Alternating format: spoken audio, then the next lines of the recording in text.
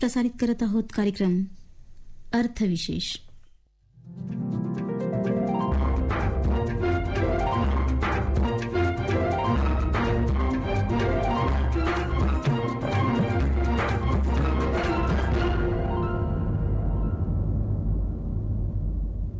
श्रोते हो, नमस्कार. आकाशवाणीच्या अर्थविशेष या कार्यक्रमात आपलं मनपूर्वक स्वागत. अर्थविशेषच्या आजच्या भागात आपण ऐकणार आहात श्रीलंका आणि नेपाळमध्ये उद्भवलेल्या आर्थिक समस्यांबाबतची माहिती. भारताच्या शेजारी राष्ट्रांमध्ये सध्या अस्थिरता दिसते. पाकिस्तानमध्ये राजकीय पेच प्रसंग निर्माण झालेला असला तरी श्रीलंका आणि नेपाळमध्ये मात्र आर्थिक संकटांचं वादळ घुंगावतंय. श्रीलंका आणि नेपाळ या दोन्ही देशांच्या अर्थव्यवस्था कोविडच्या प्रभावामुळे अतिशय डळमळीत झाल्याचं दिसतंय. या दोन्ही देशांमध्ये तात्कालिक समस्या आहे ती म्हणजे त्यांचा व्यवहार तोल ढासळलेला आहे. परकीय चलनाच्या गंगाजळीचा साठा कमी झालेला आहे. परकीय व्यापार, आंतरराष्ट्रीय पर्यटन हे दोन्ही देशांच्या अर्थव्यवस्थांसाठी आवश्यक भाग. आंतरराष्ट्रीय व्यवहार सुखेनैव चालले तर या देशांची अर्थव्यवस्था सुरळीत सुरू राहू शकेल. श्रीलंका आणि नेपाळच्या दृष्टीनं गंभीर समस्यांचा विचार करण्यासाठी या संदर्भातल्या काही मूलभूत संकल्पनांवर प्रकाश टाकताना अर्थविषयक अभ्यासक शशांक लखोटे म्हणाले, मागील काही दिवसांपासून भारताचे शेजारी राष्ट्रे श्रीलंका आणि नेपाळ या दोन देशांमध्ये निर्माण झालेल्या आर्थिक समस्या व त्यातून उद्भवलेल्या राजकीय अस्थिरतेच्या पार्श्वभूमीवरती आंतरराष्ट्रीय व्यापाराशी संबंधित काही महत्त्वाच्या संकल्पना आपण बघणार आहोत. पहिली संकल्पना आहे व्यापारतोल किंवा balance of trade. Balance of trade किंवा व्यापारतोल म्हणजे एका वर्षातील देशाच्या आयात वस्तूंची एकूण किंमत आणि देशाच्या निर्यात वस्तूंची एकूण किंमत यांमधील फरक होय. जर निर्यात ही आयातीपेक्षा अधिक असेल तर त्याला व्यापार शेष असे म्हणतात. मात्र जर एकूण आयात ही निर्यातीपेक्षा अधिक असेल तर त्याला व्यापार तूट असे म्हटले जाते. पुढची महत्त्वाची संकल्पना ती म्हणजे व्यवहारतोल किंवा बॅलन्स ऑफ पेमेंट. व्यवहारतोल ही व्यापार तोलापेक्षा एक बृहत अशी संकल्पना आहे किंवा त्याला मॅक्रो कन्सेप्ट आपण त्याला म्हणू शकतो. यामध्ये वस्तूंच्या व्यापारा व्यतिरिक्त सेवा तसेच इतर कर्ज किंवा देणी या सर्वांचा समावेश होतो. हे एका देशाने इतर सर्व देशांशी केलेल्या सर्व प्रकारच्या आर्थिक व्यवहारांचे मांडलेले एक रेकॉर्ड असते आणि या व्यवहारतोलामध्ये त्या देशाला म्हणजे त्याच्या सरकार व खाजगी व्यक्ती इतर सर्व देशांकडून येणारी सर्व येणी व त्या देशाला द्यावी लागणारी सर्व देणी यांचा समावेश होतो. मागाशी सांगितलं तसं की व्यवहारतोलात वस्तूंशिवाय सेवांच्या देवाणघेवाणीतून तसेच कर्जे व गुंतवणुकीच्या देवाणघेवाणीतून निर्माण होणाऱ्या येणी किंवा रिसीट्स आणि देणी किंवा पेमेंट्स यांचा समावेश केला जातो. व्यवहारतोलाची रचना आपण बघूयात. व्यवहारतोलाचे दोन भाग केले जातात. एक असतं चालू खाते किंवा करंट अकाउंट आणि दुसरं असतं भांडवली खाते किंवा कॅपिटल अकाउंट. चालू खात्याचे पुन्हा दोन भाग असतात. एक असतं दृश्य खाते किंवा विजिबल अकाउंट, यालाच बॅलन्स व्यापार खाते किंवा व्यापारतोल किंवा बॅलन्स ऑफ ट्रेड असं म्हटलं जातं.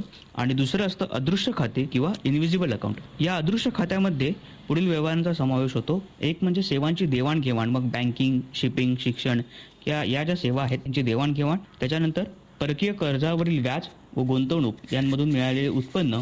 त्याच्यानंतर परदेशस्थ भारतीय नागरिकांनी देशात पाठवलेला पैसा किंवा त्याला रेमिटन्सेस असं म्हणतो आणि नातेवाईक, मित्र यांना दिलेले गिफ्ट्स वगैरे यांचा समावेश अदृश्य खात्यामध्ये होतो. त्याच्यानंतर भांडवली खात्यामध्ये कर्ज व गुंतवणुकीचे व्यवहार मांडले जातात. याच्यात बाह्य मदत किंवा बाह्य वाणिज्यिक कर्जे किंवा त्याला एक्सटर्नल कमर्शियल बॉरिंग्स असं आपण म्हणतो, तसंच अल्पकालीन कर्ज, बँकिंग भांडवल ठेवी किंवा परकीय गुंतवणूक याचा समावेश होतो.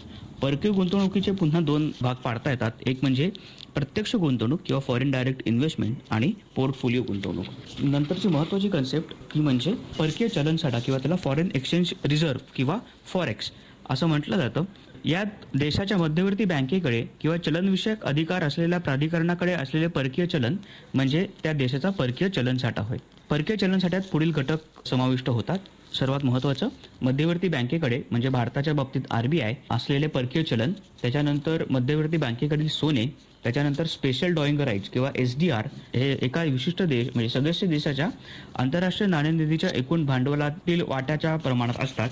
आणि चौथं म्हणजे RTP किंवा रिव्हर्स ट्रान्चे पोझिशन किंवा IMF कडील आरक्षित निधी याचा समावेश होतो. यामध्ये IMF मधील असलेल्या भांडवलापैकी पहिल्या 25% जे देशाचं भांडवल असेल त्याच्या 25% या निधीचा समावेश होतो.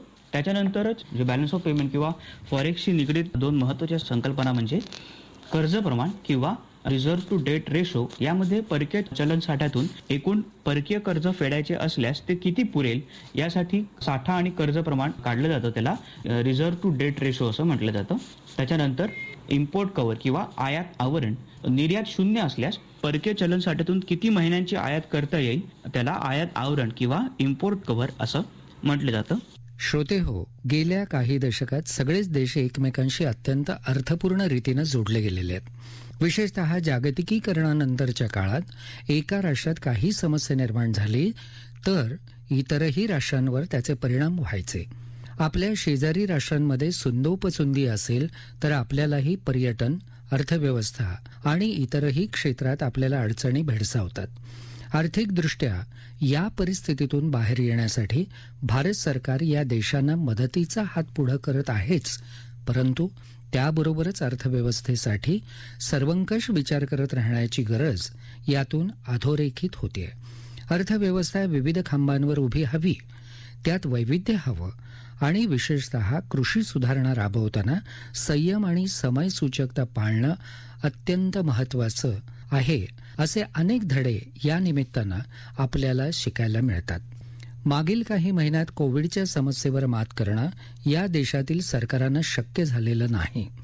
श्रीलंकेच्या सरकारनं मोठ्या प्रमाणात करकपातीची घोषणा करून स्वतःचंच उत्पन्न कमी केलं. सेंद्रिय शेतीला प्रोत्साहन देण्यासाठी रासायनिक खतांवर बंदी घालण्यासारखे कठोर उपायही केले. त्यामुळे देशातील मुख्य पीक तांदळाचं उत्पन्न कमी झालं. अर्थव्यवस्थेत महसूल कमी निर्माण झाला. परिणामी श्रीलंका सरकारकडे जीवनावश्यक वस्तू आयात करण्यासाठी सुद्धा परकीय चलन उरलं नाही. नेपाळमध्ये सुद्धा जुलै 2021 पासून परकीय चलनाच्या साठ्यात सातत्यानं घट होते. नेपाळच्या आयातीत सतत वाढ होते, परंतु देशाबाहेरून येणारा पर्यटकांचा ओघ आटलेला आहे. सोयाबीन आणि अशा निर्यातींची संख्या घातली, त्यामुळं नेपाळच्या पर्यटन आणि निर्यातीतून मिळणाऱ्या कमाईत घट झाली आहे. श्रीलंकेप्रमाणेच नेपाळ देशाचा आयात खर्च भागवण्यासाठी आवश्यक असलेल्या परकीय चलनाच्या साठ्यासाठी पर्यटन आणि मर्यादित वस्तूंच्या निर्यातीवर खूप अवलंबून आहे. स्वाभाविक या दोन्ही देशांमध्ये आर्थिक ताण निर्माण झाल्यामुळे निर्माण झालेल्या परिस्थितीवर भाष्य करताना अर्थविषयक पत्रकार वीरेंद्र तळेगावकर म्हणाले, शेजारील श्रीलंका आणि नेपाळ या देशातील राष्ट्रीय घडामोडी पाहता अर्थव्यवस्थेचं सावट हे आपल्या नजीक येऊन पोहोचलं असं दिसून येतं. श्रीलंकेमध्ये पुढल्या आर्थिक विवंचनेमुळे प्रसंगी आणीबाणी जाहीर करावी लागली. त्यानंतर आता नेपाळमधील अर्थव्यवस्था रोडावते की काय अशी चिन्ह आहे. नेपाळमध्ये गेल्याच आठवड्यात तेथील मध्यवर्ती बँकेच्या म्हणजे आपल्याकडे असते तशी रिझर्व्ह बँकेच्या प्रमुख गव्हर्नरांना हटवण्यात आलं. नेपाळची अर्थव्यवस्था आणि त्यांचं परकीय चलन हे कमालीचा रसा तळाला गेल्यानं तेथील केंद्र सरकारनं हा निर्णय घेतला. आर्थिक विवंचनेचे हे फटके आपल्या शेजारी राष्ट्रांना बसत असताना भारताविषयी चिंता होणं स्वाभाविक आहे. कारण या शेजारी राष्ट्रांबरोबर भारताचे असलेले व्यापारी आणि पर्यटन स्नेही संबंध, त्या देशातील अशा अर्थविवंचनेमुळे भारताच्या आयात निर्यात धोरणावर विपरीत परिणाम होऊन प्रसंगी देशाच्या परकीय चलनावरही ऱ्हास होऊ शकतो. रशिया आणि युक्रेन युद्धामुळे आधीच अर्थव्यवस्था सर्वग्रामी दूर परिणाम साधत असताना भारतासारख्या नजीकच्या राष्ट्रांबद्दल असं होणं हे भारतासाठीही चिंताजनक आहे. त्याचबरोबर व्यापार आणि आयात निर्यात अशा विविध क्षेत्रांसह पर्यटन हे महत्त्वाचं क्षेत्रसुद्धा विपरीत परिणाम करणार आहे. आज आपल्या शेजारी श्रीलंकेच्या देशामार्फत कॉफी, चामडं, वस्त्रोद्योग अशा प्रमुख वस्तूंची देवाणघेवाण भारताबरोबर होते. बांगलादेशप्रमाणे हाही देश भारताच्या तुलनेत लहान असला तरी तो खूप महत्त्वाचा आहे. नेपाळबाबतही वेगळी अशी बाब नाही. नेपाळची आणि आपली संबंध हे पर्यटनदृष्ट्या आणि राजकीयदृष्ट्या मैत्रीचे राहिलेलेच तर आहेत, मात्र ते संबंध अधिक विस्ताराने खाली येतील अशी भीती या निमित्ताने व्यक्त करण्यात येत आहे. अशा भारताबाजूच्या देशांमधली अर्थव्यवस्था डबघाईला जाताना भारताबाबतही असं काही होऊ शकतं का अशी शंका समाज माध्यमातून व्यक्त झालेलीच आहे. वेळोवेळी पाकिस्तान असू देत किंवा शेजारील अन्य राष्ट्र असू देत, तेथील पेट्रोलचे दर आणि भारतातील पेट्रोलचे दर यांची तुलना नेहमीच केली जाते. अर्थातच शेजारील राष्ट्रांच्या तुलनेत येथील खनिज तेल आणि पेट्रोल इंधनाच्या किमती या कमी आहे. भारताच्या महागाईनं 6% टप्पा पार केला असला तरी सुद्धा शेजारील राष्ट्रांच्या तुलनेत आपली अर्थव्यवस्था निश्चितच बळकट अशी म्हणावी लागेल. मात्र त्या राष्ट्रांमधील आर्थिक स्थिती आणि अशी आणीबाणी उद्भवणारी स्थिती येत असेल तर भारताला ही चिंतेची बाब निश्चित म्हणावी लागेल. देशाच्या अर्थकारणाबरोबर देशाच्या निर्यात, पर्यटन आदी क्षेत्रावर याचा विपरीत परिणाम नजीकच्या काळात संभवू शकतो यात शंकाच नाही. श्रोते हो, श्रीलंका आणि नेपाळला व्यापारासाठी परकीय चलन उपलब्ध नसण्याचा प्रश्न भारताला सुद्धा 1991 मध्ये भेडसावत होता. रशियाचे तुकडे झाल्यानंतर जग एकध्रुवीय झालं. इराकनं कुवेतमध्ये केलेल्या हल्ल्याच्या प्रत्युत्तरासाठी अमेरिकेनं आपलं सैन्य कुवेतमध्ये उतरवलं. या आखाती युद्धामुळे आंतरराष्ट्रीय पातळीवरील खनिज तेलाच्या किमती वाढल्या. आखाती देशांकडून भारतीयांकडून पाठवला जाणारा परकीय चलनाच्या स्वरूपातला पैशांचा ओघ हटला.